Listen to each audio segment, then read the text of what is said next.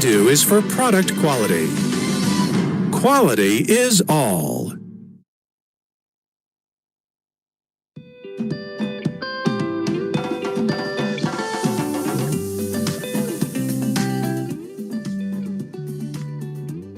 Feeding Cashew is an innovative program aimed at strengthening and growing the Beninese cashew sector.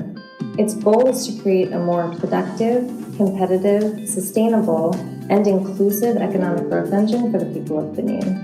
It's being funded by the USDA and is being implemented by TechnoServe and our partners at CRS.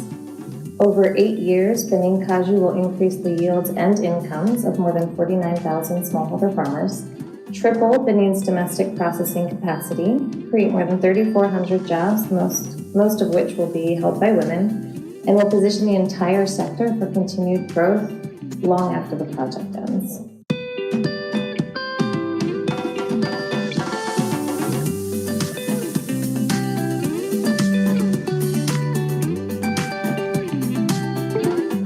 TechnoServe travaille avec des hommes de ferme et des entreprises compétitives qui contribuent à la réduction de la pauvreté, à l'augmentation de la résilience des bénéficiaires et de leur communauté.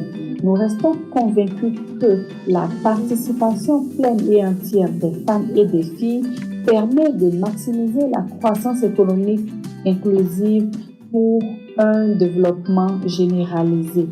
Au sein de la production agricole et notamment dans la filière cajou, bien que présentes, les femmes sont confrontées à des difficultés en ce qui concerne l'accès aux facteurs de production, notamment la terre, les ressources financières, la technologie et les formations.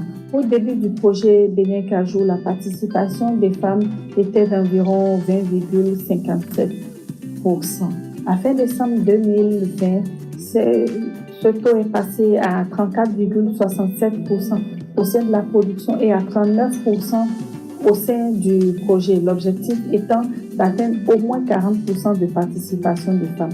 Pour atteindre ce résultat, nous avons mis en place un dispositif institutionnel avec tous les partenaires du projet pour intégrer le genre au sein de toutes les activités de ce projet. Nous avons un dispositif basé sur des points focaux genre qui ont reçu des formations sur différentes techniques, différentes thématiques. Nous avons mené aussi un plaidoyer pour la modification des tests statutaires des fêtières de producteurs de cajou afin d'alléger les conditions d'accès des femmes aux coopératives. Et nous avons pu avoir une femme présidente du conseil d'administration de la fêtière des producteurs d'Anacad et une femme présidente du conseil de surveillance de cette même organisation, ce qui est une première au Bénin au sein de la filière Anacad. Après mon élection à la FENAPAB, mes impressions sont bonnes, surtout être à la tête d'une fédération nationale des producteurs d'Anacad du Bénin. Les points clés de mes actions sont relatifs à la recherche des partenaires pour améliorer la qualité de nos activités, développer le plaidoyer à l'endroit de l'État pour qu'il nous accompagne. J'ai constaté qu'avec cette formation, la femme a un grand rôle à jouer pour l'émancipation et la prospérité, bien partagée qu'à l'intérieur, qu'à l'extérieur, au sein du foyer. Grâce à cette même formation, la population, mais la communauté a un regard craintif en nous. Ils nous copient, ils voient la manière dont nous vivons avec mon épouse. Grâce à cette formation, nous avons pu réaliser beaucoup de choses. Cette formation que nous avons eue sur le genre nous a réveillés par rapport à la femme, parce que dans le maillon production, on a constaté que les femmes n'ont pas assez à la tête, donc du coup, elles sont marginalisées. Donc sur le terrain, nous venons en se rendre compte. Et comme le projet le recommande 40% des femmes, il faut dire que ce n'est pas facile. 40% des femmes, dans tout ce que nous faisons, on doit pouvoir toucher au moins 40% des femmes.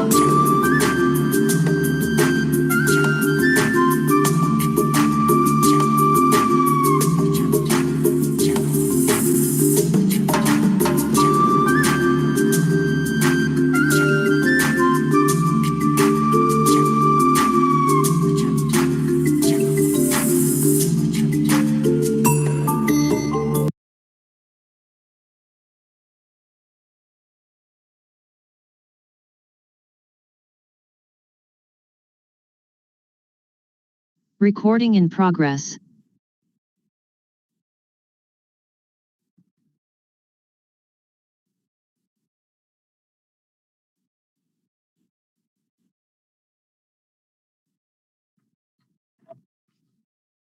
Good morning, everyone.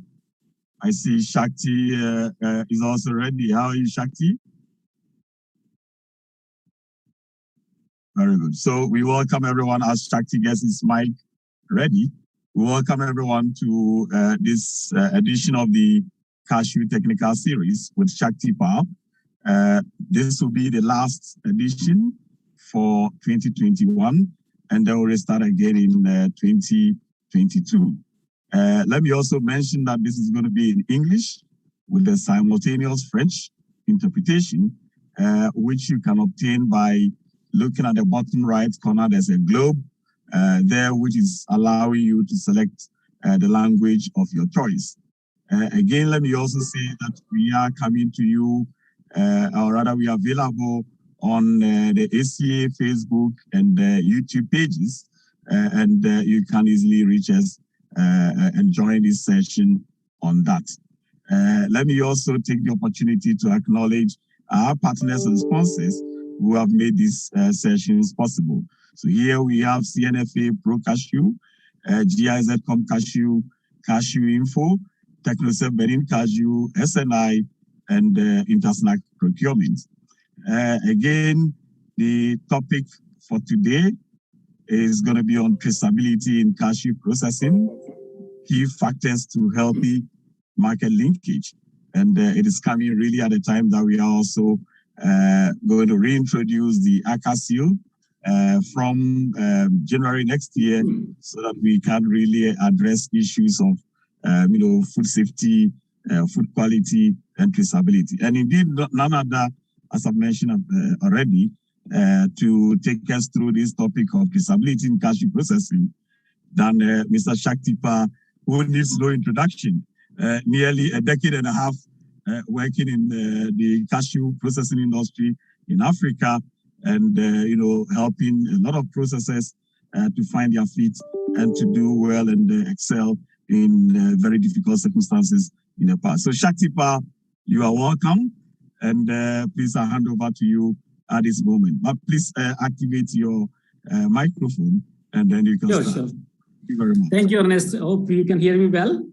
Yes, we can hear you, so please go ahead. Okay, that's great. So thanks for providing this opportunity, this fantastic knowledge sharing platform. I'm really happy to be on it and share what we know and what can help the industry. So let me share the screen.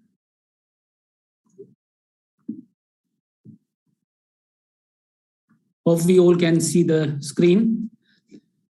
So dear participants. Yes, Shakti, we can see. Please go ahead. We can see the screen. Great. That's great. That's great. So dear participants, thanks for joining us on this webinar. And I hope all of you are good in health at your places and doing great and preparing yourself for the next season, which is just nearby. And so today we are going to talk about traceability in cashew processing. Traceability is not something which is, a new issue to us. We know this every day. We talk about traceability in day-to-day life. If you are in cashew processing, I think every single day you speak about it more than 10 times a day, and you try to address different components of it in a different way. So what we thought we saw in our experience in many factories, they are still struggling to understand the bigger part of it and understand it in terms of that what is the practicality of it, how we really make sure that we have the right traceable system without putting too much of documentation on it. And that is not only just solve our problems of the traceability side, but also make us capable of enhancing our processing efficiencies as well as reduce our cost structures. So that's why we designed this webinar. I think I will go 1 minute.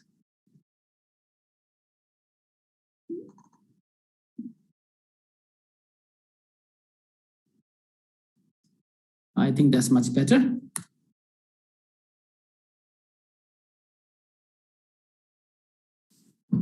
So the agenda of this webinar, actually, I have these 5 different vertents.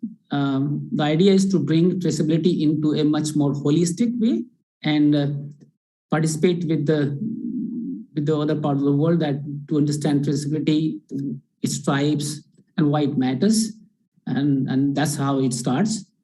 And then we will speak about a bit of the scope of the traceability systems and framework, which is quite an important part of it. Because when we see a value chain traceability system, it can be big. But then we as a cashew processor, what should be our scope? And that have to be defined, and we have to understand the basic framework about it. I think after this, we are going to take some time how to implement systems and how the systems look like in cashew processing context.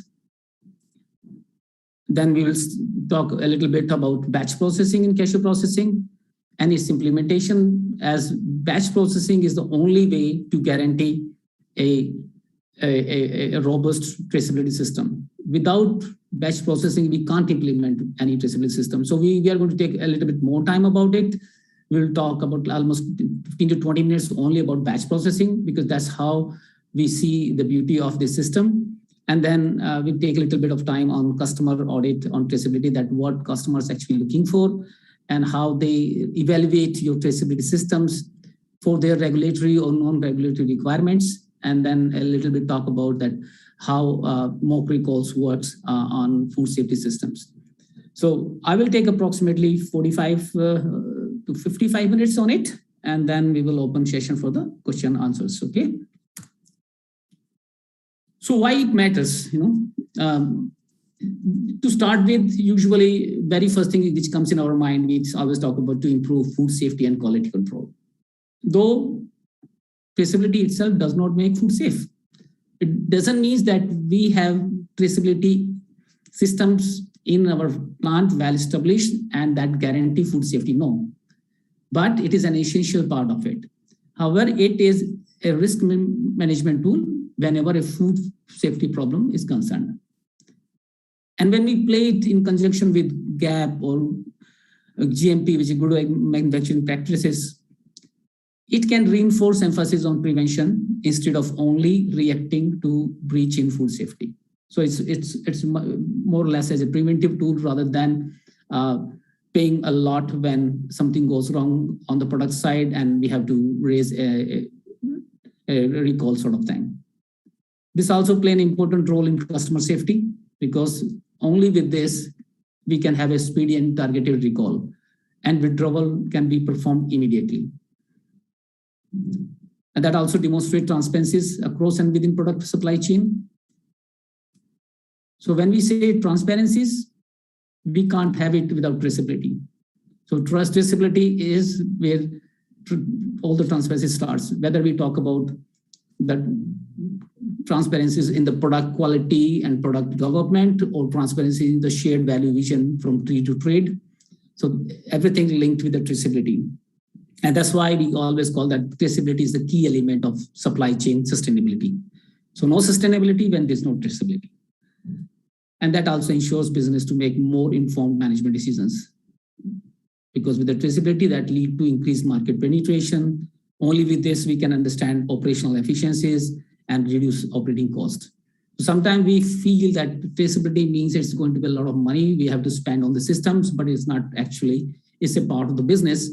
And if you do it right, then you see traceability comes out as a very effective tool to enhance your operational efficiencies. So nowadays, traceability is no more just that because I want to say this in place. This is much more as an integral part of regulatory requirement. We can say regulatory requirement for countries who are importing or who are the consumers like US and Europe. They have regulatory requirements of a compulsory traceability, food traceability of the product when they're importing from outside. At the same time, without traceability, you can't implement any food safety standard. For example, if you see the European Union law on general principle of food law, they make traceability legally required for food and feed operators. The same thing happens with Food Safety and Modernization Act, which is FSMA. They also provision compulsory, implementation of traceability when they're importing the product. Now, these are the regulatory issues on the law side. But if we would like to put up food safety management system in our place, like any global food safety initiative or recognized scheme, whether it's a standard like BRC or ISOs or BRC or FSC 26000 or SQF or any management system that outline a minimal level of upstream and downstream traceability for food. Without it, we cannot get certified for any GFSI recognized stream. And that's why it is important. But if we see the most common definitions of traceability, in general, we see it is the capability to trace something. That if we are capable to trace something through a system, that's the whole meaning of traceability. And when we see this in supply chain, is the ability to identify, track, and trace elements of a product or substance as it moves along the supply chain from raw goods to finished product.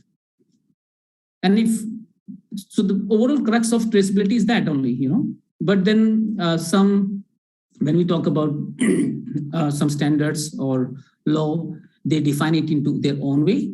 But while taking all these different definitions, if you see the essence exactly come what it is actually. Like Codex Alimentarius Commission, according to them, what is traceability is the ability to follow the movements of a food through specified stages, which is production, processing, and distribution.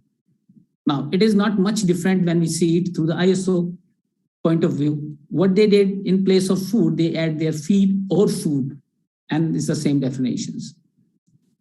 EU General Food Law Regulations also talk about the ability to trace and follow a food, feed, or food producing animal or substance intended to be or expected to be incorporated into a food or feed through all stages of production, processing, and distribution. So here, the crux, everything we talks about our ability to trace, our ability to trace from farm to fork. That's what actually whole traceability is all about.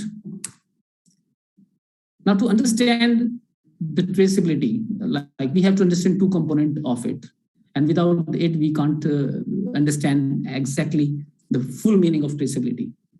And it composed of internal traceability as well as external traceability, and sometimes external traceability we call a chain traceability.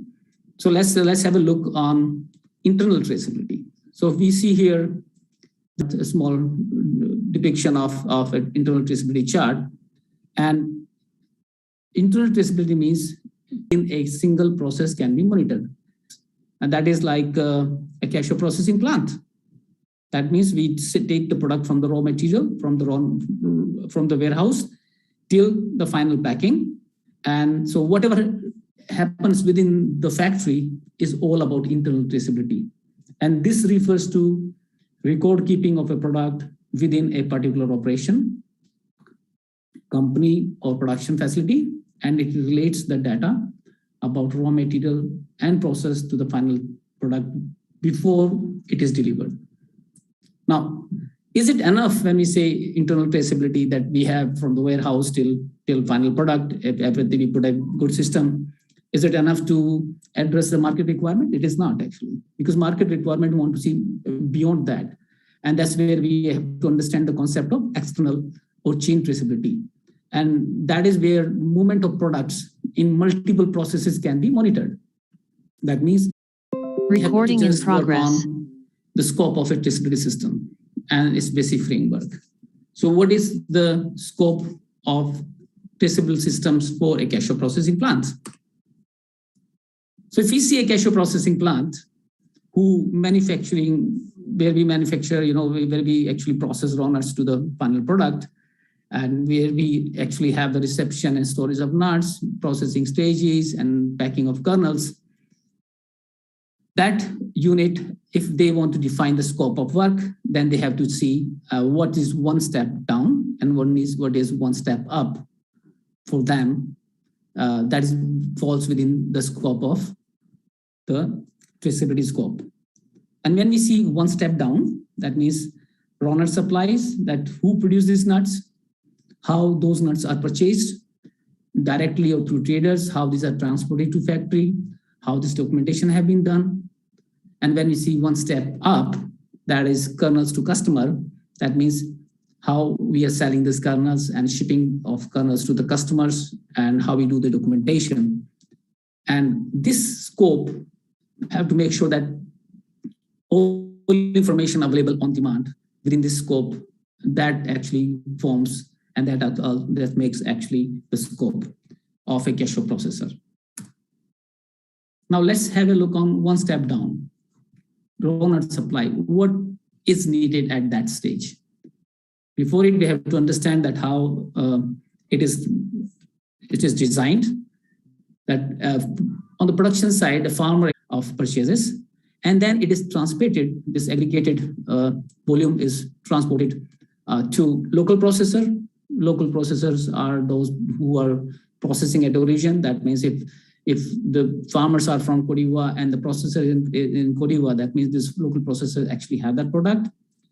And if this product is exported and processed in India and Vietnam, then the other part have to be added on one step up, the raw nut supply part. That means documentation have to be done on the exporter packing house and storage, how it is packed, how it is stored, how domestic ports actually loaded this product on the ship, how each container actually is composed of raw nut shipped to the foreign processors, and then foreign processors receive this nut. And when we talk about at this level, make sure that information is available on demand, whether it is processing at origin or processing outside origin. And at that stage, farmers or farmer groups or cooperatives or traders, transport, everything have to be aligned with raw cashew nut identity, with raw cashew nut, purchases. And reception and warehousing of nut, when we do, have to be allocated traceability codes. That means this production till it reach to the processing have to be defined, have to be identified by somehow, by some sort of meanings, and that has to be chased in the traceability system. So this is one step down. Now we talk about the processing plant itself, which is receiving of the nuts, warehousing it, and then create batches of raw cashew nut which is purchased, aligned it with the sourcing identity, and then sent batch by batch over the entire process. Let's say, take an example where a batch took from the warehouse, passed through calibration, steaming, cooling, deshelling, oven, peeling, grading, fumigation, and packing, the process. And then we did it and went to the final kernel warehouse. Now, we have to keep track of individual batch before and after each step. So this is at the factory part, which is make sure the information available on demand within and across the whole sections of that batch, which is internal traceability. Now, one step up means when we are shipping these kernels to the customers. And now how the customer will understand this traceability part. That means customer farmers, how it is transported, how it is reached to the factory, how it was stored, and then how it is stored as per batches, and then how each batch passed through each operation and packed and entered into the container. So at this stage, when we are shipping it, it has to have all this information. So there, that's what we say the scope. Once we define the scope, so scope of this traceable system, that means one step down, processing, and one step up. That means we have 3 stages of internal traceability and 2 stages of external traceability connecting together. And external traceability is not more than like is much more on the information flow from one internal traceability to another one. Now let's have a look on how to implement traceability system in cashew processing. Okay. So if you want to establish a traceable system, it is composed of 6 steps. And how it starts? It starts very first thing to define its scope. Because whenever we say a system or a method or a procedure, we have to have the defined scope. As a cashew processor, if we define scope, a farmer, processing, the buyer, and then the roaster, and then the retailer. This is the more bigger scope, and that's not needed for the cashew processor. For him, he have to define the scope.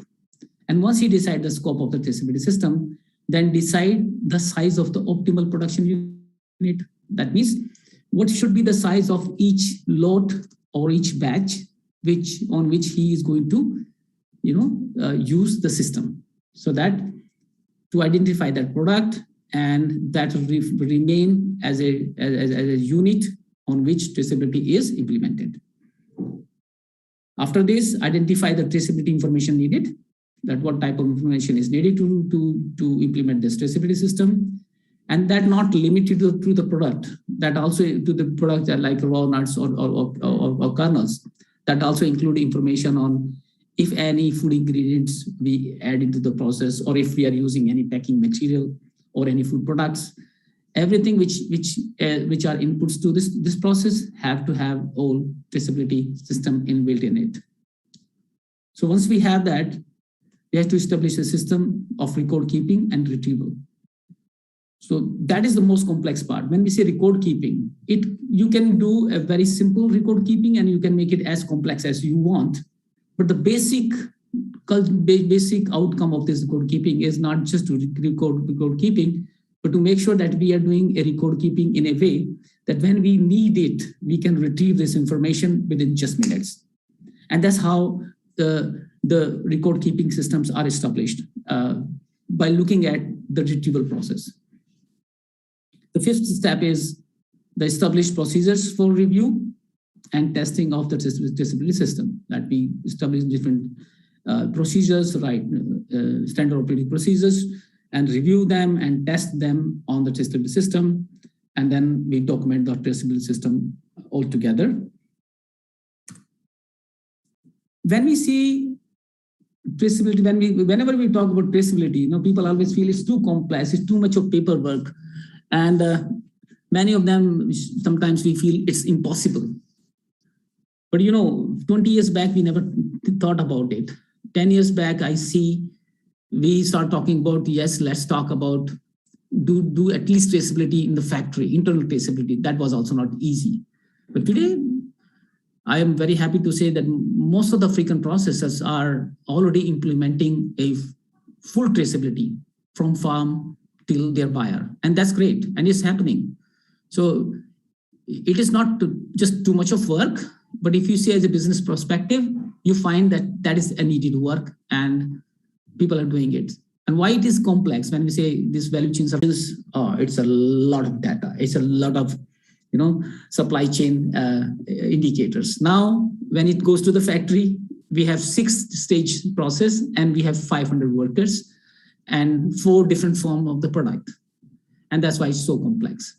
But whatever complexity it is, today we have good systems in place which are capable of responding the need.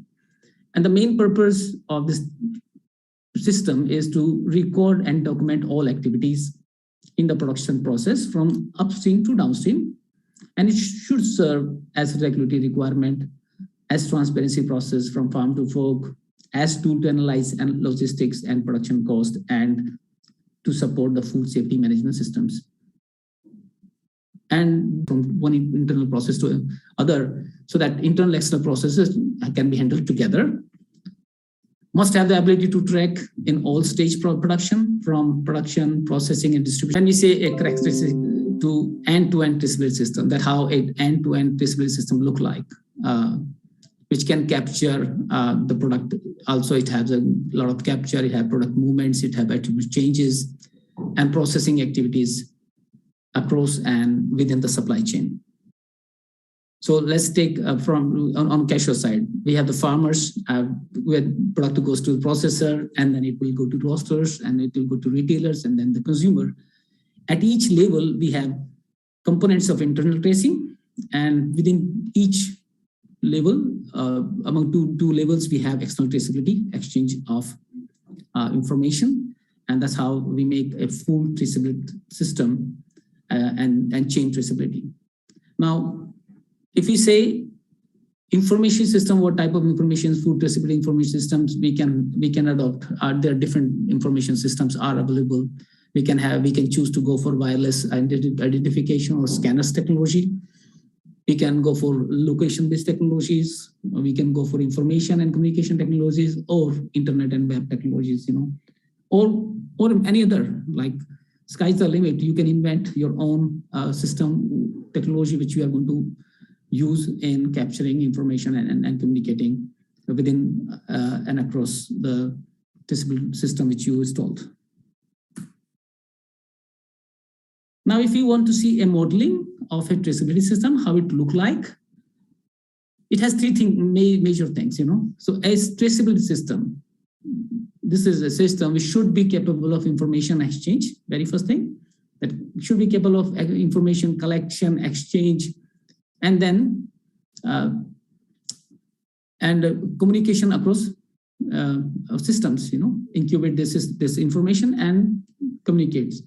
So I try to put up this system like, let's say, this is a traceability system which have the capabilities of capturing the data from all the management systems, can be user management or knowledge management or communication management or tracing management.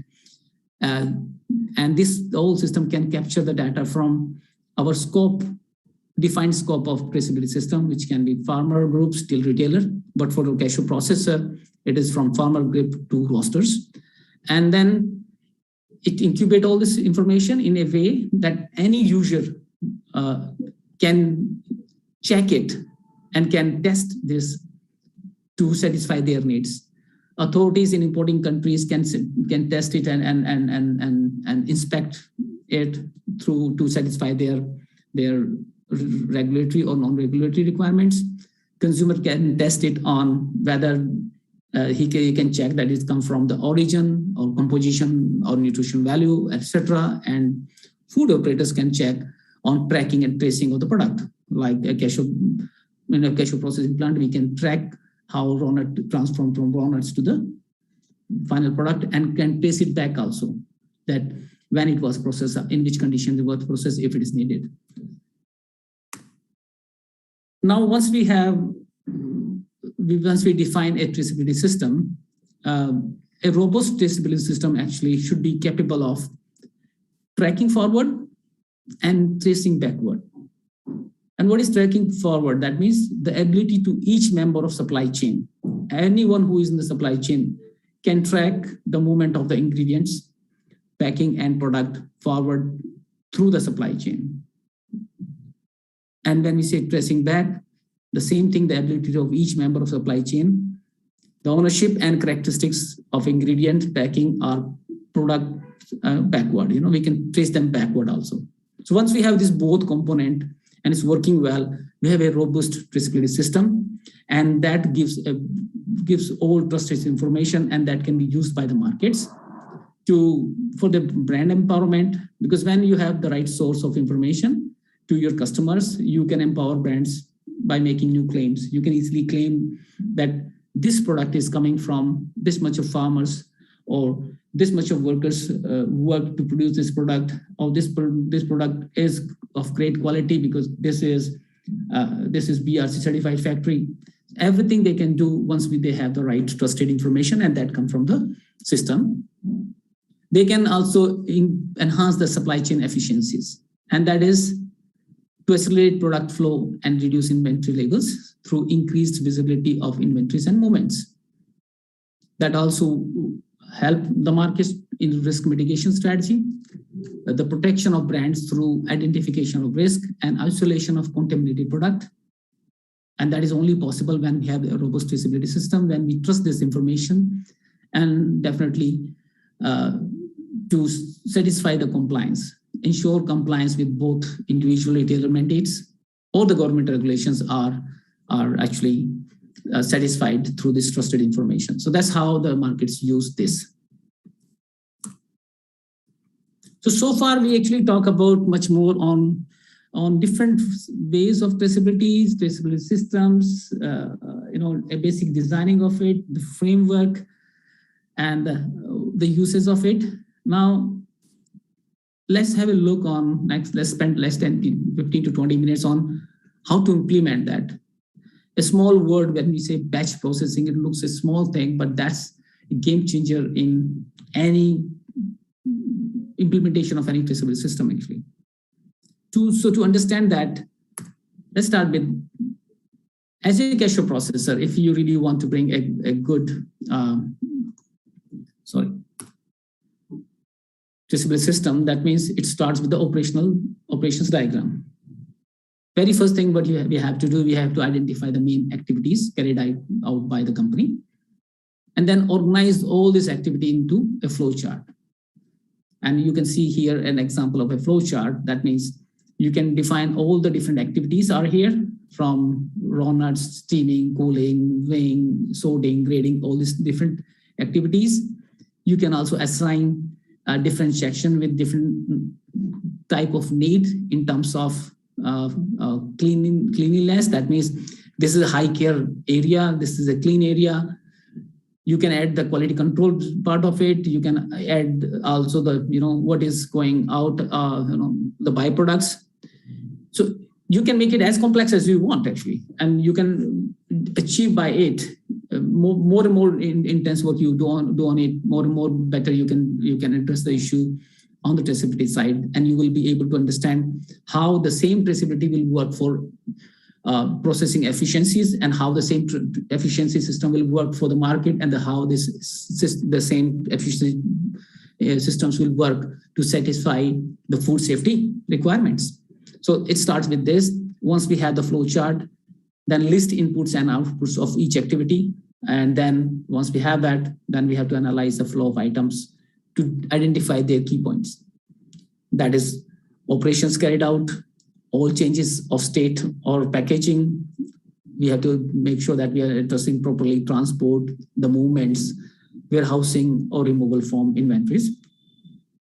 And it is important to identify how continuity of information will be guaranteed throughout the process steps.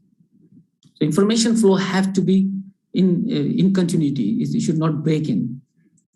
So once we have that, this is the first step, and the second step is to make sure that we actually do it as per defined by the guidelines on the standard operating procedures.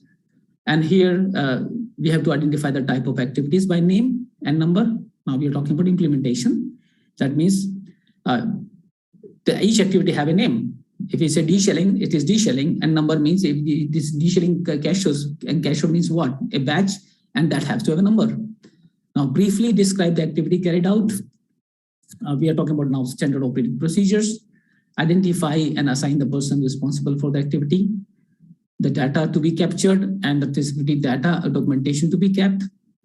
It also have explain how to capture traceability data and indicate where data must be saved. So this is about the basic infrastructure, basic structure to establish a traceability system. Now,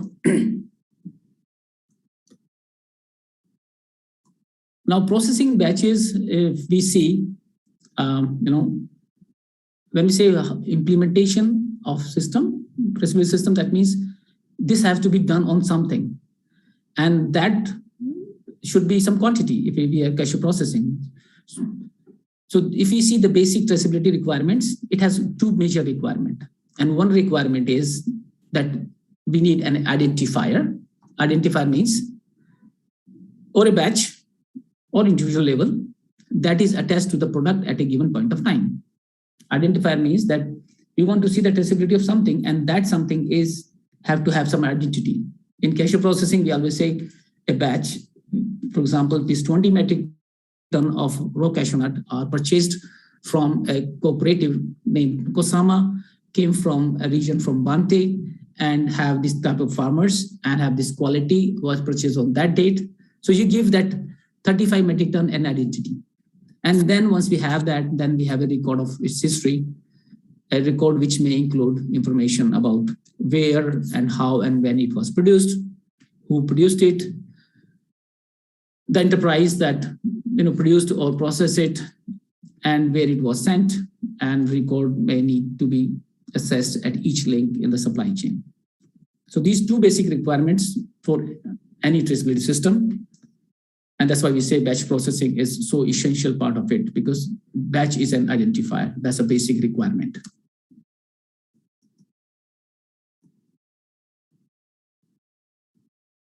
Now let's understand what is batch and processing and batching. I think this is not something not new. Everyone, we all know about what is batch. So a batch of things or people is a group of things or people of the same kind. That means a quantity of, if we see in Cashew processing part, that means a quantity which is of the same kind, which have the same characteristics, which came from the same sort of grounds, which we can say that this resembles each other, and that we can say a batch. So in Cashew processing, a batch serves as an identifier where traceability can be followed upon. So without this, we cannot follow the traceability. People want to see, I want to see this traceability. Traceability of what? There should be some identity to it. And this can be defined as, when we say batches, that can be quantity of nuts from a farmer or a group of farmers.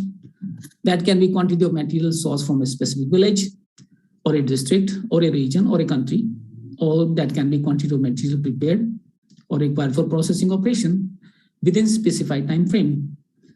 So we can define the batch in so many different ways. And I think that's where, when we say scope of defining the scope, we also define all these parameters before we installing the systems. Now we talk about the batch processing.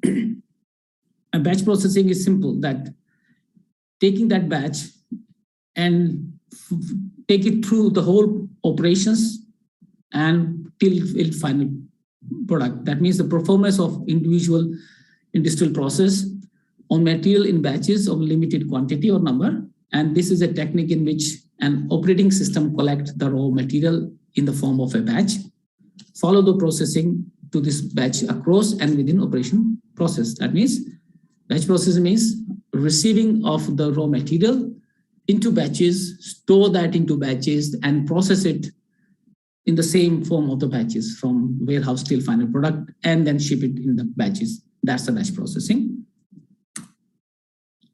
So once we have this batch processing in place, what it does to the Cashew processing? Will it satisfy all our requirements? Once we have it, it definitely serves all our requirements. Satisfied, it is capable of trace raw cashew nut source, because warehousing of these nuts as per batch identity, such as farmers, logistic, origin, and other common characteristics. That means when we are having the batch process in place and we are having all purchases in the batches, we are storing them in the warehouse and giving an identity to it. And that means we are satisfying the requirement of one step down. We are putting that into processing plant, that is internal traceability in the plant. That means we're putting each batch to process. That means product identity, a location of raw cashew nut, tracking and tracing its position at any point of time across and within processing stages till packing. So that means it also satisfies the whole internal traceability part. Any addition to it that facilitates a systematic way of data collection and reporting, linking with batch. So when we say a systematic way of data collection, that is the most important part of a traceability system. Because sometimes we collect so much of data for different perspectives. Sometimes we have a different type of set of data for product efficiency. We have different set of data for to see the losses. But batch processing is the only way which can satisfy every single part of a cashew processing, whether it's market related, whether it's efficiencies, whether it's quality, everything can be done with this. And that actually facilitates systematic way of data collection. Now, when we say shipments, shipping of different batches to different customers, and that also satisfies one step up.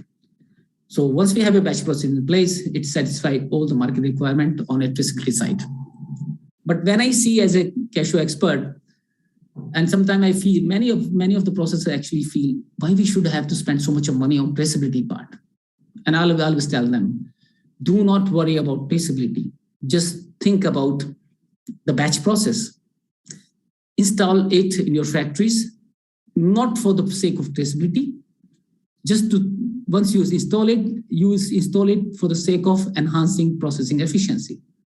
So you make your batch process in a way that can allow you to see how you can trace the process loss, how you can trace the yield loss, how you can do the resource allocated for processing, how you can allocate time frame within which it get processed. That means everything, if it gives you this efficiency, that means you are becoming more and more competitive processor. And then you see that automatically it is actually giving you traceability requirements also. So you're not actually doing it for the sake of traceability. Traceability is just a byproduct which comes out of it and is free, if you see in that sense. Now, where the traceability starts, actually it starts at the farm. So if you see one step down, that means, let's say at this stage, what is needed actually. So in order to begin the traceability process, we have to assign a lot or batch number to the purchaser raw nuts. Whenever we are buying, we have to make sure that every single purchase have to assign a lot number when we are purchasing it, and follow traceability around it from farm across as per our traceability standard operating procedure guidelines. And then we find that if you are a processor at origin at this stage, you have to have all this type of information. You can, this is small sort of, a sample that has who produced it, who the farmer group, what is the location where it is produced, what is the nut count and out ton, what quantity was sold through direct farmers or through traders, and which are the truckloads, receiving dates, and you can put lot of other information can be a part of it when you're processing at origin. But if you are a processor in India and Vietnam, and if you're processing African product, then with this information, you also have to add other warehousing of nut at the exporter premises. You have to add information of the shipping details. You have to also add each container composition and so many other things. And that's why we always say the processing at origin, there you can show a true traceability, which is feasible in all terms. And whenever you go far from the origin to process African nuts into India, Vietnam, you find a lot of difficulties to have an ethical traceability system in place. Now, from the farm, when it is coming to the factory, that means now when you are implementing the system that you are buying everything into the batches. Now, each batch is coming in. That means you're receiving them, you are reconditioning the nuts, you're warehousing as per the allocated batch. At this stage, this starts with labeling in batches and warehousing it to ensure labeling integrity. That means here we have to develop different standard operating procedures for receiving, of warehousing and distribution and nomenclature of different loads. We have to also allocate bin numbers, which is batch identification number, and their locations. These are the batches which are allocated in pile 1 or stack 1 or stack 2. Then each batch can be stacked separately if big enough. But usually when we say in cashew processing, it's very hard for us to stack each batch separately because of we have to store 10,000 metric ton into a warehouse. The construction also is very expensive. So we actually have a lot of small batches and we stack them together. That is also possible. But we have to make sure that each batch within stack can be identified physically at any point of time. So you stack separately or stack together. The basic thing is that we can identify them any point of time. Any day you go there and they say, I want to see this batch, how it is stored, and it should be visible and we can easily see that. So that's the most important part of it. Now, once we have the stack, that each stack labeling properly containing information on its composition, number of batches, number of jute bags, labeling tags should be visible on each stack. And then have to have a system of ease of issuing of these nuts as per batch identity to the production unit.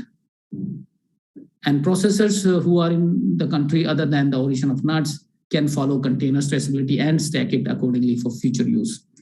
That's much more complex, but it's doable.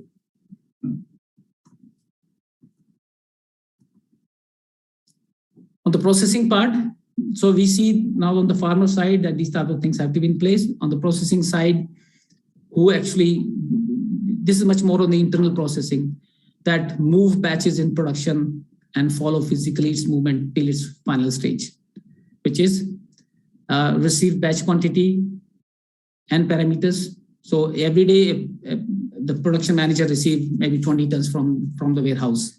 Now, that is a batch for him. And he assigned the batch number AFC 009-03-19. So once he received this 20 ton, he have to do the batch budget as per the quality and define that how many days he will take to process it. And then he will start processing it. While processing it, he have to monitor and control of production of each batch at each step to get its location at any point of time within process stages. Because we have, in cashew processing, we have 6-day process, we have 5 different processes. And at any given time, if you see in any section, if you go to, let's say, peeling section, you will find you have peeling section, you have different material, at least for 5 different, batches open there. So that means all these different 4 or 5 batches have to be separately tagged and stored separately. This ensure that batch is physically separated at each stage in any form till final packing. In packing, and when we pack it, we have to make sure that each packet which we are packing have to have that identification number of that batch. Only then we can trace it back. Because for the tracing, when we say tracing of something, that means we can only trace that number, which is the batch number. Now, trace production benchmarking, as per the key performance indicator, we can take advantage of this traceability to see the processing efficiencies also. And we have to keep daily records of production of each batch at each step and consolidate these records to get one single batch report starting all movements of batch and its efficiency. So how to do it is a bit complex, but once we understand that, it's so easy. The most important part at this stage is the physical batch integrity. That how we can make sure that at each stage, this batch is physically separated from other batches. Because cashew processing complex and it's different stages and different physical changes. If not cared properly, it is hard to keep physical batch integrity and batch get mixed during processing stages. In that way, you cannot guarantee the right traceability, but at the same time, you cannot actually achieve any performance excellence in terms of you cannot trace the losses, you cannot trace the quality part, you cannot trace the operational cost of that batch.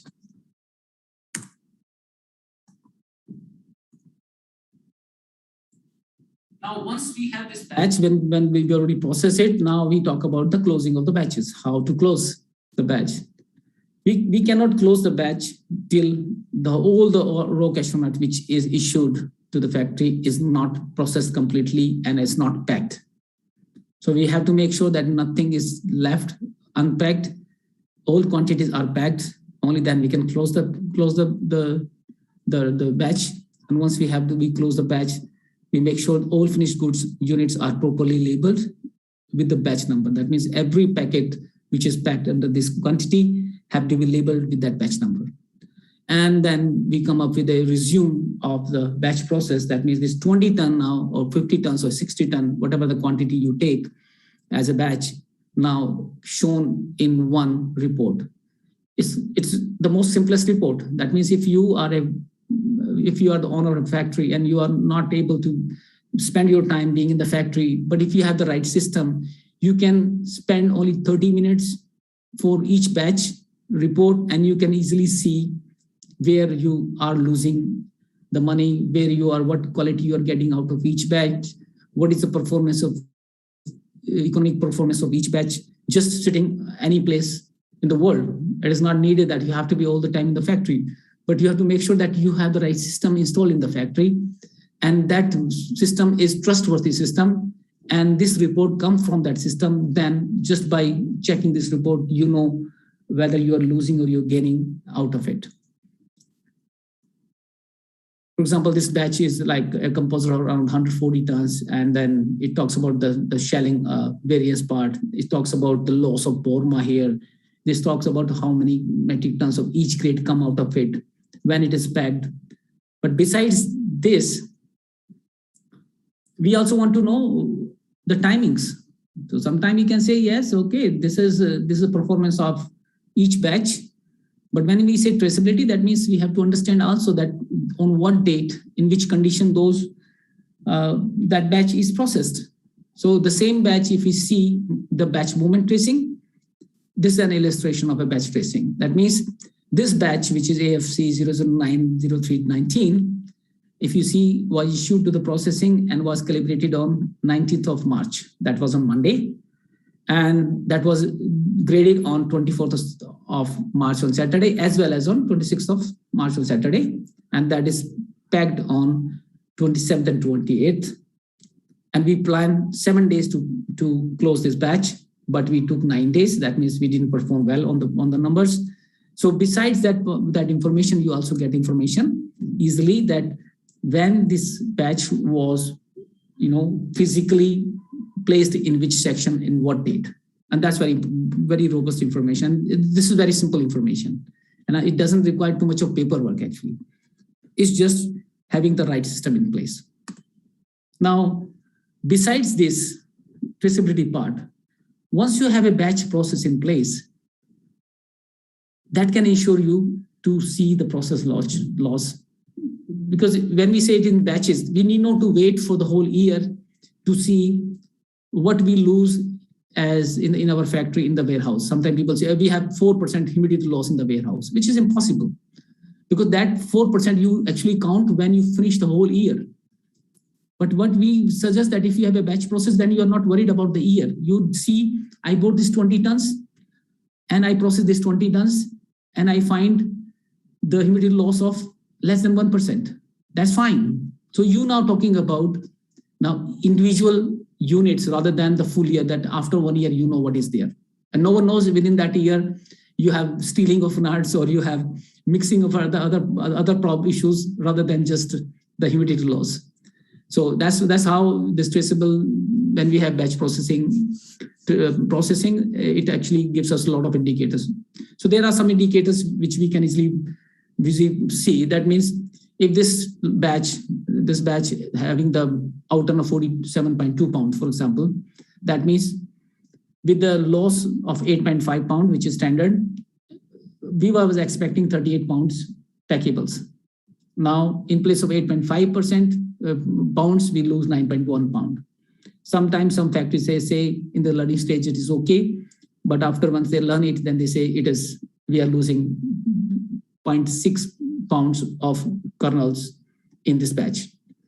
They can also see that we have a much higher peeling loss. And why that peeling loss is, the expected peeling loss is 10.5%, where it reached to 11.57, 1% additional. And we can see different parts also. We can also see that we allocated 13 days to process this quantity, but it took 18 days. That means we increased 5 more days to finish this batch. What it is saying? It is saying that we are not capable of finishing each batch as per planned. That means we have some operational problems, and that's how just by having the right numbers, you are capable of managing your factory in a much better way. So it is not just traceability, it is just beyond that. And now when you're shipping it, that means when you ship it, what you give it to a customer, you give to a customer a container and those 700 boxes in the container. Now, when you want to test the traceability, how will you test if you don't have information? So he needs some information, and he needs information. For example, this batch is from 700 boxes from 4 batches, and all this information, you put it there, and you add more information to it when it was processed together, again, from farm till container, and that is needed. So once you have all the back information, it's so easy to attach to it, because now each packet you pack have a reference. So when you're putting those into a container, you can easily write that how many boxes from each batch went to which client.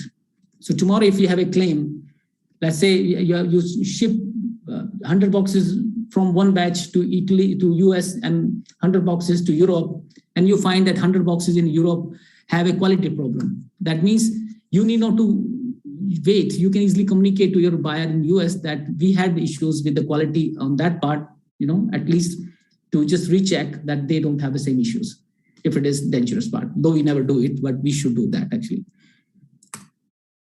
So that's how batch processing is really helping everything about cashew processing. And please don't see it just for the sake of traceability. See it that without it, you can never be a cost-effective, efficient processor in Africa. Impossible.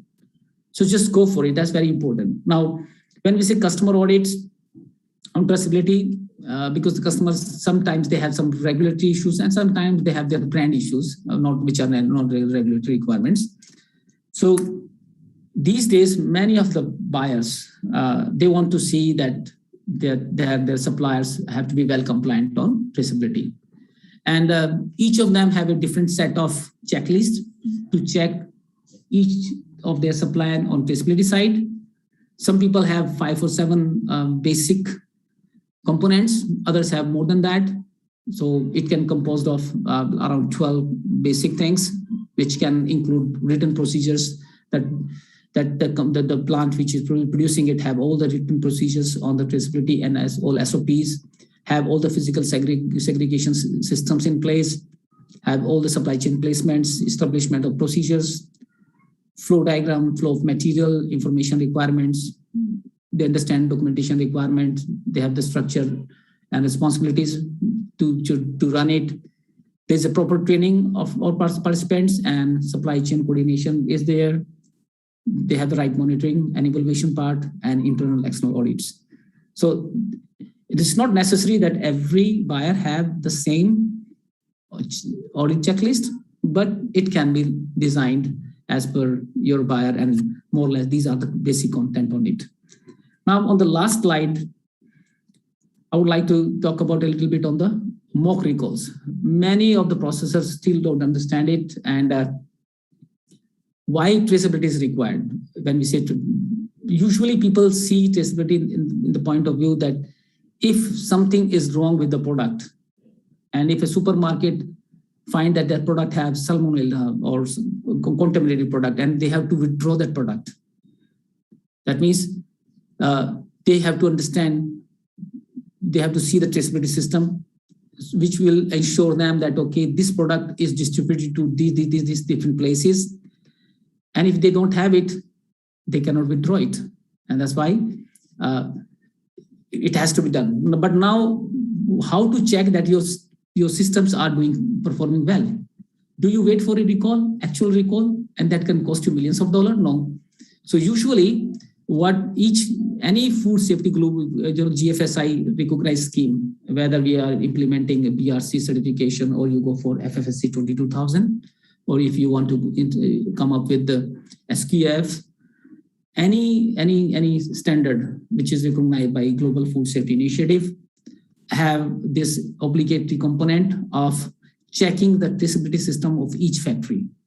And that's where in place of waiting for a real recall, they actually initiate a mock recall just to see whether the system is working or not. So what is mock recall? Mock recall is where a buyer actually, he start a trace request that he asked from the supplier, which is traceability partner, and he initiated trace.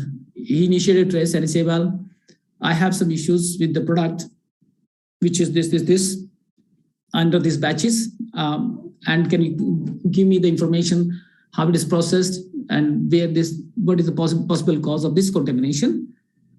The traceability partner actually receive the request.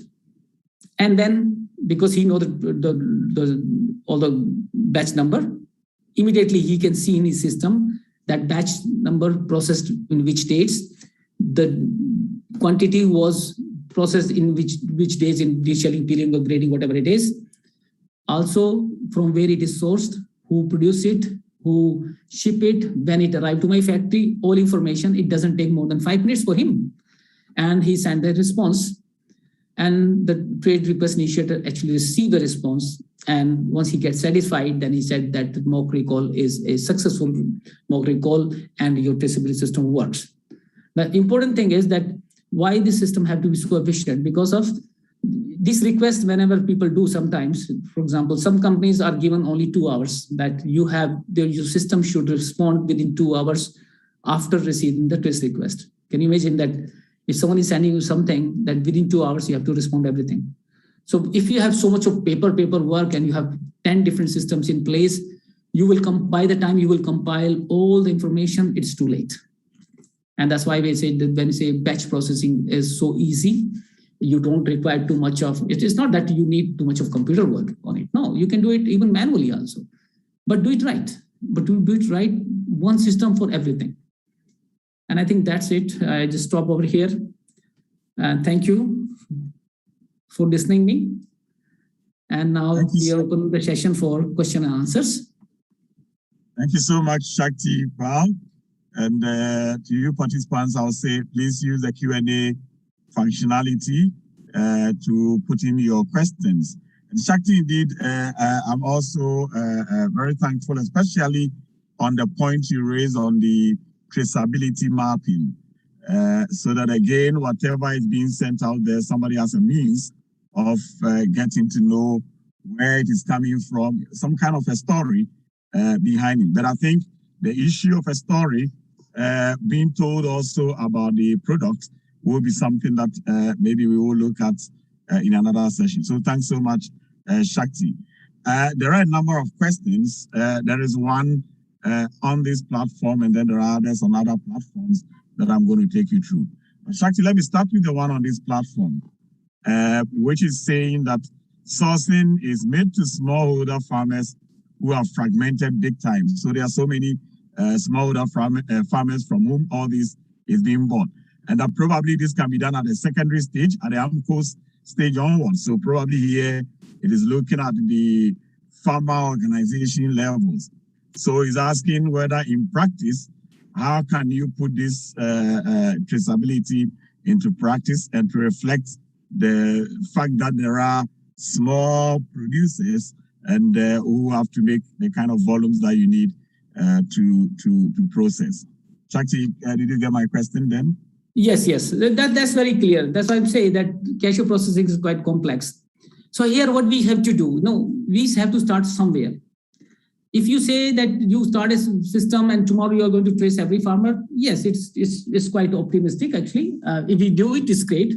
But practically what you do, you just define the scope. Let's say next 2 years, you want to trace each farmer cooperative from where you purchased or group of farmers.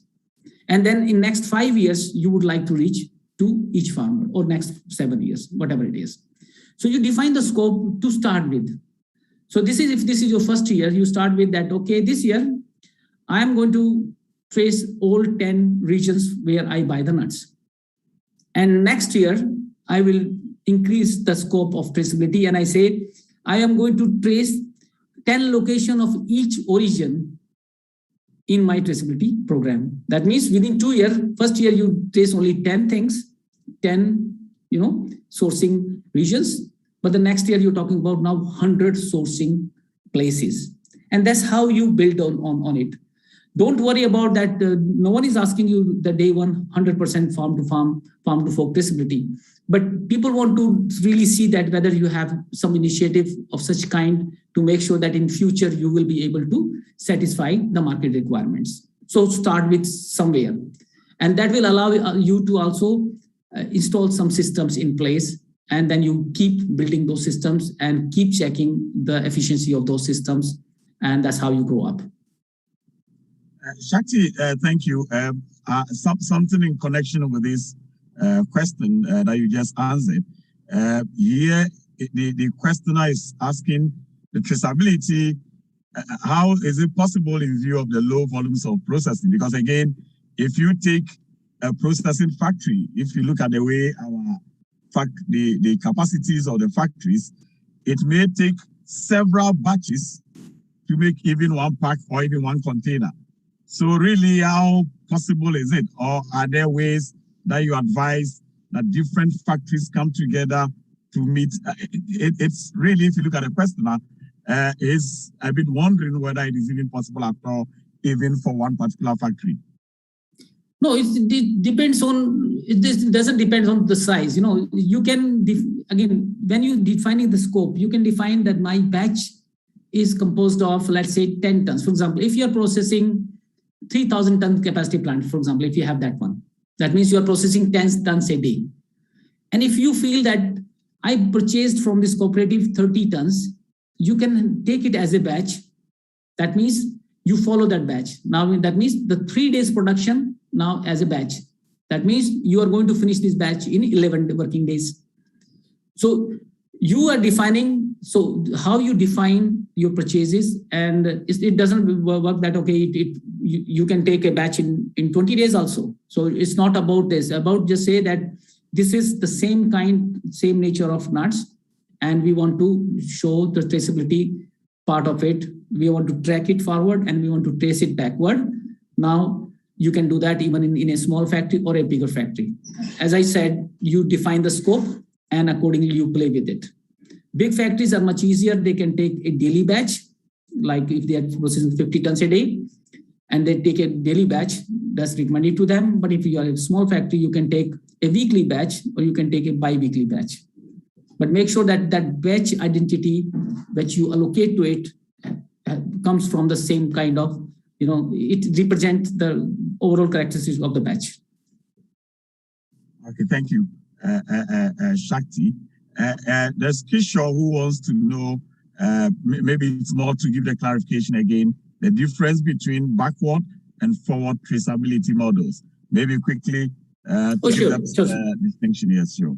So traceability is what? Traceability means you implement it by doing it. So you are a doer who install this system, like you are a processor. You hardly use it. Who use it is a buyer. The buyer actually want to see what is back in it. For example, from one place, if you see a cashew processor traceability, you have farmers, you have processing, and you have the buyer. Now, you as a processor, you are not doing the farmer's traceability, but you need it. So that means you are installing that into a system that when you're buying in batches. So you install that part.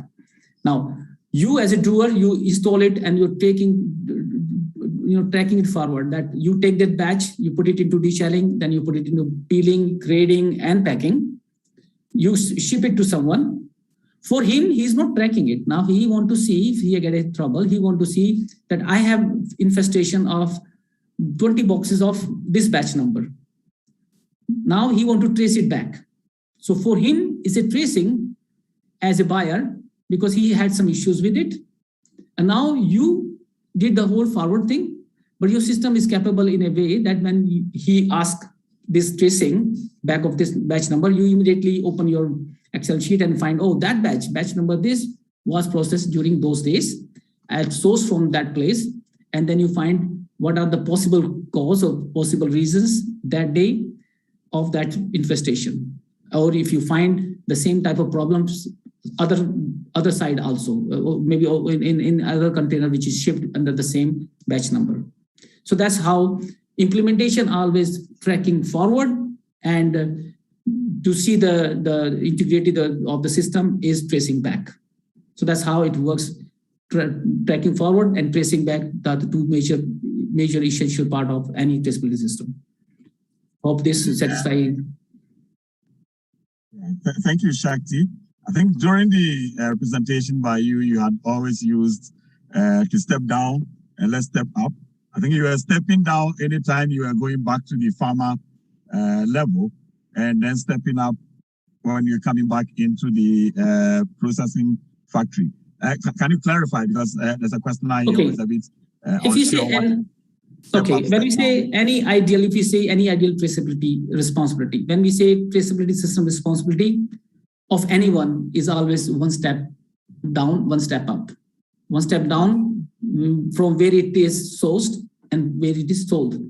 Let's say if you are a farmer, then and if you have a traceability system, for the farmer, what is scope? The farmer can define the scope one step down, that what type of seed or seedling he use, what type of chemicals he's using in the farm, under which condition he's producing that crop, then he produce it, then he put up all harvesting and post-harvest handlings, and then he sell to the factory. So the scope of a farmer is this. Or if you want to make it more clarify, that if a farmer cooperative is there and they have a traceability system, that means the scope of a farmer cooperative is to make sure they have all information of the farmer, which is one step down, because farmer cooperative much more as a consolidator, and then they sell this to the factory. That means they give it to the factory within the traceable manner, and here their responsibility finish. So always any traceability system responsibility falls one step up and one step down. Then once you do use this product, if something goes wrong, if a roaster use it, and after after he process the nuts, and if he finds some other things, then your responsibility actually finish up to that level before he process it. Okay. Now there's another questioner who wants to know whether it is possible to do traceability of raw cashew nuts that is not processed. So it's more what will be the difference if you're only doing traceability of the nuts alone, the raw nuts, and not with the processing taking place. Yes, actually, whenever we say traceability, you can do anything. It's not about the nuts also. If you really want to even have some management traceability system, for example, when we say performance appraisals, what is that actually? Because you somewhere notice something, maybe you somewhere register something, maybe you do all this evaluation work. That's also a different form of traceability. So traceability is not limited to just one product. You can change product. You define the scope, you write up the whole activity within that scope, and then have your traceability system. For example, if you are a trader and trading to Vietnam, and markets, they say now, if Vietnam is processing African product, they want to see full traceability. That means that trader can install the whole traceability system within his work to satisfy the traceability needs of a Vietnam processor when he's processing African product. Then he will do the traceability part of only the nuts. So depends on the scope, you just change anything and you bring your part of traceability within the supply chain. Okay, thank you very much, Shakti. I'm going to combine two questions. One will want to know whether it is possible to do traceability across two different countries, and I think that is pretty obvious, where it is RCN is imported into another country and processing is done. But I want you to take this question together with another question who wants to know, what are the risks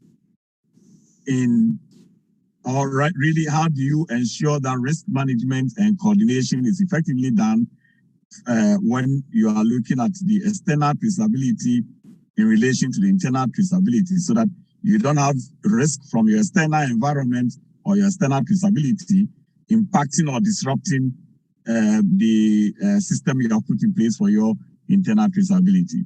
So more or less making sure that there is a certain fidelity of the systems so that you don't have external traceability issues affecting internal traceability. And you can take this in the background of moving raw cashew nuts to another country. Okay. So responding to your first question, that it is possible to just have the system when you have product in different countries. Just definitely. Only it make it more complex. One thing is, if you are processing raw nuts at origin where it is produced, it's much easier than shipping it to some other place and make it.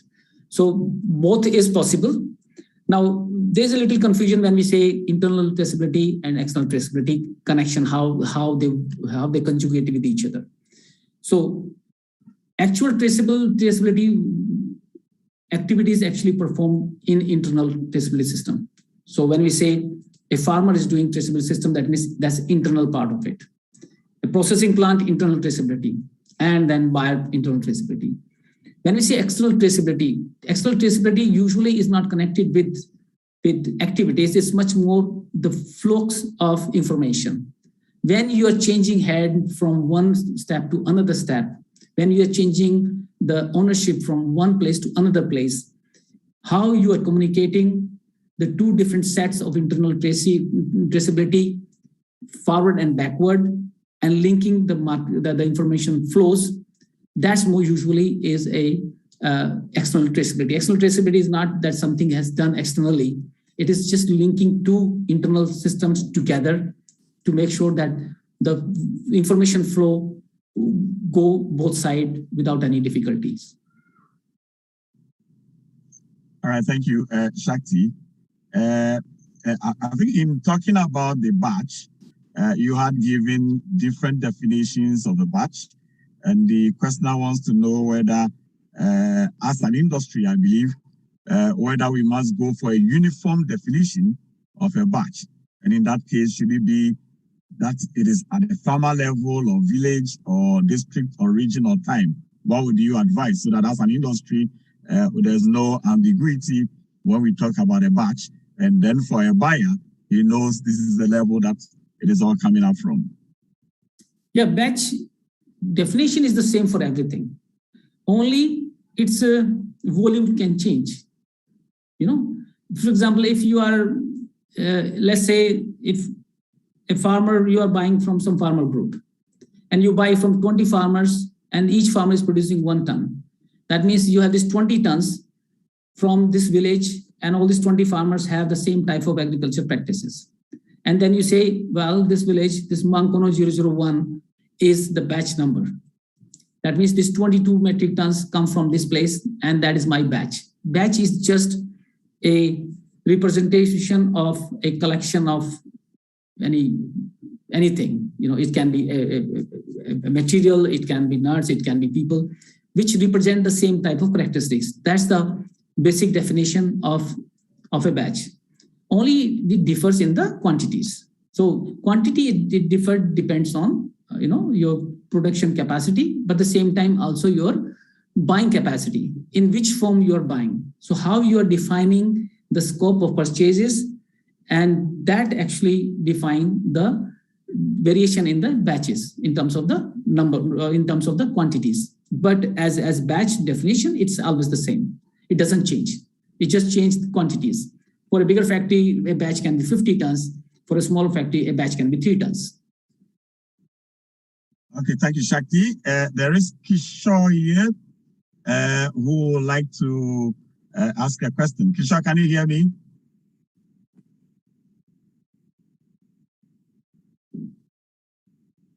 Hello, Kishore. Hello, is it audible, sir? Is it audible? Yeah. Yes, we can hear you. Good evening, sir. Shakti, sir, a small question for you. Because the traceability entire thing depends on how efficiently you are monitoring the stage-wise operations in a cashew processing facility, right from the RCN receipts, storage, and processing. So many unit operations involved in the process, from means basically cleaning to final packing. So at this high volume level, like processing 50 tons per day or 60 tons per day with a processing capacity of at such a high level, how practically you think that this kind of traceability system, it means incorporation of or institution of this traceability monitoring system in the cashew commodity is practically possible? Okay, you see, when we say traceability system, the physical integrity of the batch is the most important thing. If you lose the physical integrity of the batch, you lose the whole system. Yes. Now, that's the basic thing. Now, when I say, now this is a set of mind. Once you say that it is possible, you start doing it. As I told you, 15, 20 years back, I used to be the same sort of person. Now, it's very unethical demand of a buyer that is too much of work. But when we started working as a batch processing, we find it's so easy way. Now with the right system, you need not to put up too many different type of set of paperwork. You have only one type of set of paperwork which allows you to do everything. So what we did actually, we took different set of documentation for different purposes and put it all together into a batch process in a way that the same set of data points can give you everything what you're looking for, whether it's the processing efficiency, you want to trace losses, you want to trace economic performance or traceability come together from the one system. So that's how it become possible. And I think in Africa, wherever we processing now, I work with more than 50, 60 processing plants. Almost 60% of them already have a very good system in place, and they can trace it right. And they can ensure that there's no breach in the physical integrity of the batch. It's just a mind, like sometimes we say we have small place, but small place, you can have more boxes, and each boxes can have a small sticker on it. You write off on it. So today we have so much of information available. Today we have, much better trained workforce. We have computers, we can use them, and we have a lot of system in place. But yes, for physical separation, it is must. And once you start doing it, then you know how to do it. First thing is that you first start understanding that it's doable, and it's very much doable. We are doing it very well. Thank you, sir. Okay. Thank you, Kishore, and thanks, Shakti. Let me quickly remind participants that a copy of the presentation will be made available, and also the video of this webinar is available on Facebook. At the end of the session, you can join us on Facebook, and then you can have the video again. Shakti, this is the last question from here, and it has to do with the BIN, the batch identification numbers. Whether there is any acceptable standards as to how it should be prepared. But I think the participant probably seen different numbering or different nomenclature, and he wants to know what goes into this nomenclature, Shakti. So you see, when we are defining our scope, and we say, well, we have to process 3,000 tons this year, and that means it will come from, we are going to buy from 5 or 6 different regions and from 30 villages, for example.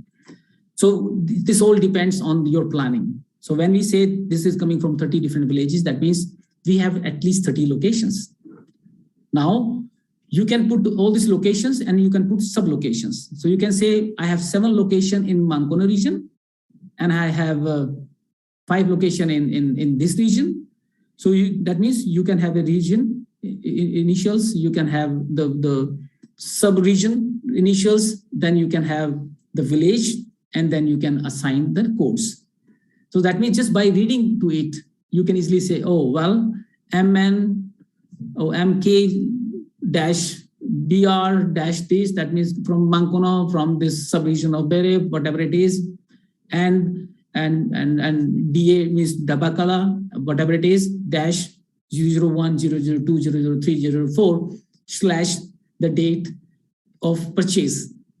You can put it as a batch number. That means you define it, you put it in a way that by just reading it, you as a processor immediately know what it means. And that will help you when you are tracing it back. So it's all up to you that how you make it much easier. Because when you talk about this is batch is what? Batch is an identifier. So identifier have to be chosen in a way that you as a doer can easily identify just by having that name, and you can easily trace back everything within as quickly as possible, So it's all up to you. You can define that the way you want to do it, but make sure that it is an identifier. It's always better to have all these different initials, which allow you to understand just by reading the name, you know what it is. All right. Thank you very much, Shakti. Nano, any further questions here? So what I'll do will be, in the absence of any further questions, to take your final remarks on this whole topic of traceability and what people should look out for, particularly also for the next year, which areas you will be addressing in the technical series. I think, what I will always say on traceability, don't fear with it. Don't see this as an extra burden. Don't see traceability that you are spending money in traceability. What I always say, think about batch processing, and don't think in a way that you are spending money for traceability. You see that you are putting up some system which will allow you to see the economic performance of your purchases, see the economic performance of your processing. You will be able to trace losses. You will be able to trace all different, performance indicators by having batch process. And once you have a batch process, that means it is actually that you put all the traceability in place. So traceability just actually is an outcome of the system. So you're not putting money in improving anything on traceability side. Sometimes you say, but it's a lot of money. It's not. To run a factory, you want to run your factory with efficiencies. That means the batch process is the only way to make sure that you are an efficient process, because that's where you will see that whether you're making money or not making money. So you see in that way as a businessman. And then you will find that this system beauty is so good that traceability itself is coming out of it. You are not doing anything for the sake of traceability. It is just an outcome as a byproduct of the system which you installed for operational excellence. So that's more or less, I would like to just close this session on it. Next year, what we would like to do, I would like to do actually that I would like to really hear from our panel, from our participants, that what they would like to see, what they want to learn, what their problems are. So depends on their problems, we will define some very specific webinars for their specific needs, rather than just we define ourselves. So I would like to hear more. I encourage each of you, please send some emails to ACA, tell them your problems so that we will come up with a better solution in terms of the knowledge management. Thank you. Thank you so much, Shakti.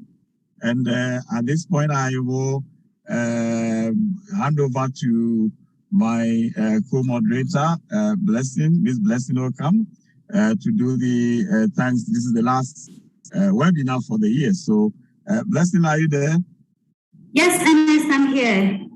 Yes, so please, the appreciations for Shakti, for all our participants and sponsors for being with us for the year. Yes.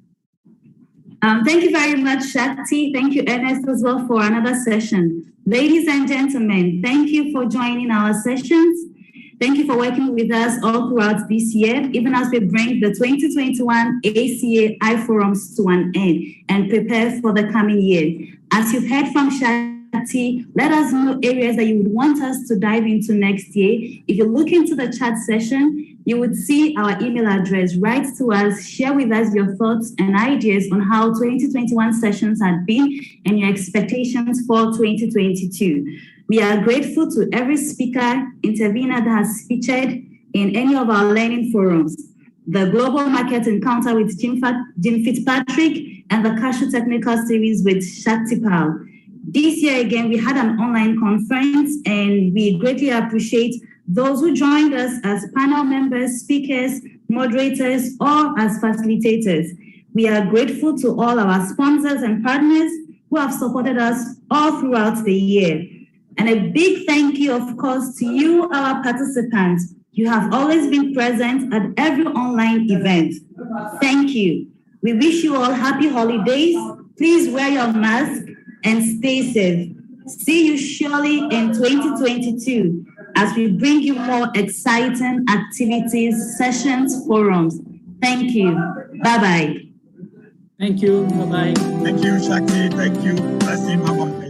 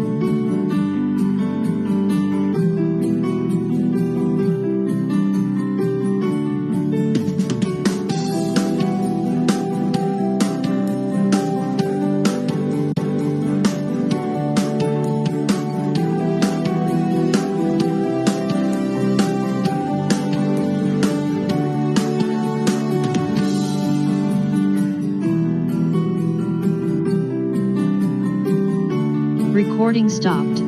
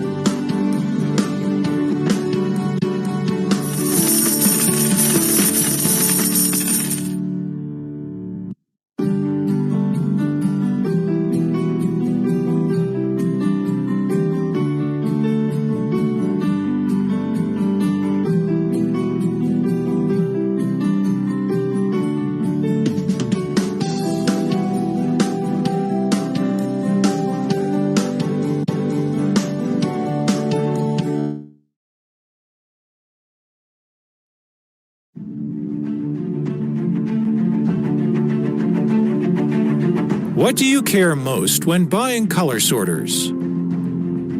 What makes better sorting performance?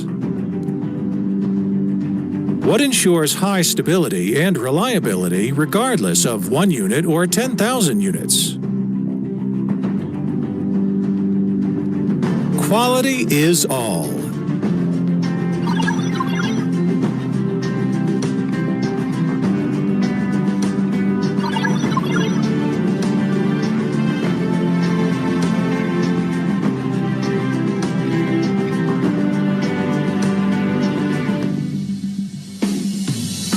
Mayer's Smart Factory is built for production of color sorters and dental CBCT. The factory has completed its first phase construction and is the most advanced production base in the industry.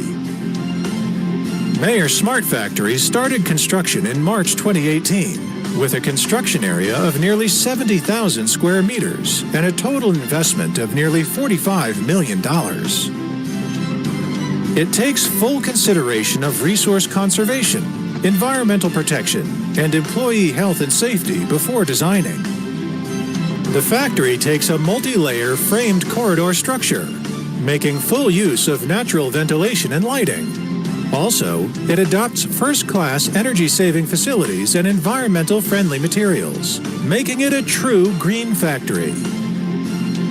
With the construction concept of first-class equipment and technology for first-class products, Mayer's Smart Factory has built over 10 advanced production lines, including the flexible automated production line of dental CBCT, the color sorter assembly line, automatic circuit board SMT production line, unmanned maglev ejector production line, electrical box and sorting box assembly line, which feature high quality, high efficiency, and environmental protection.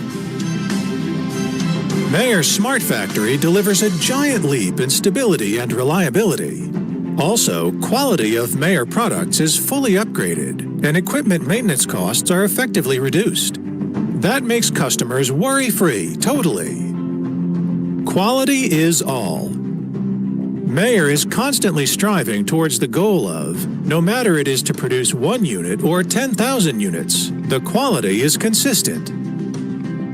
In addition, Mayer's Smart Factory has reduced material waste from the source for production and become more environmentally friendly, fulfilling Mayer's commitment to environmental protection. Also, Mayer's Smart Factory is an important part of Green Mayer, which advocates green design, green production, and green management, and gradually realizes the harmony between human and nature, and the harmony between enterprise and society.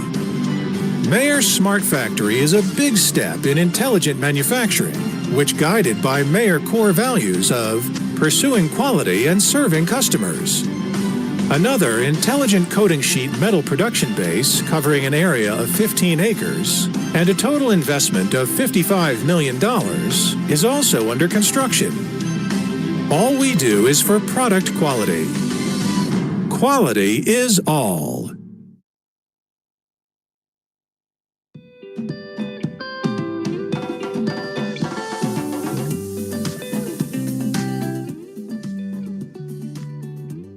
Fitting Cashew is an innovative program aimed at strengthening and growing the Beninese cashew sector. Its goal is to create a more productive, competitive, sustainable, and inclusive economic growth engine for the people of Benin. It's being funded by the USDA and is being implemented by TechnoServe and our partners at CRS. Over 8 years, Benin Cashew will increase the yields and incomes of more than 49,000 smallholder farmers, triple Benin's domestic processing capacity, create more than 3,400 jobs, most of which will be held by women, and will position the entire sector for continued growth long after the project ends.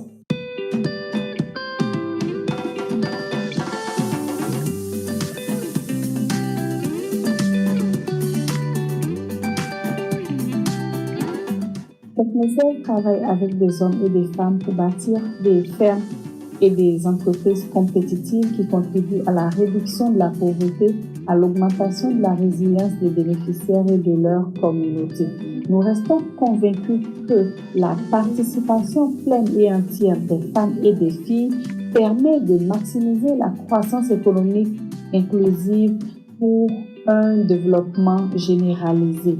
Au sein de la production agricole et notamment dans la filière cajou, bien que présentes, les femmes sont confrontées à des difficultés en ce qui concerne l'accès aux facteurs de production, notamment la terre, les ressources financières, la technologie et les formations.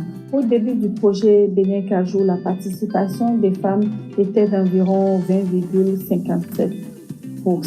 À fin décembre 2020, ce taux est passé à 34,67% au sein de la production et à 39% au sein du projet. L'objectif étant d'atteindre au moins 40% de participation des femmes. Pour atteindre ce résultat, nous avons mis en place un dispositif institutionnel avec tous les partenaires du projet pour intégrer le genre au sein de toutes les activités de ce projet. Nous avons un dispositif basé sur des points focaux genre qui ont reçu des formations sur différentes techniques, différentes thématiques. Nous avons mené aussi un plaidoyer pour la modification des tests statutaires des fêtières des producteurs de cajou afin d'alléger les conditions d'accès des femmes aux coopératives. Et nous avons pu avoir une femme présidente du conseil d'administration de la fêtière des producteurs d'Anacad et une femme présidente du conseil de surveillance de cette même organisation, ce qui est une première au Bénin au sein de la filière Anacad. Après mon élection à la FENAPAB, les impressions sont bonnes, surtout être à la tête d'une fédération nationale des producteurs d'Anacad du Bénin.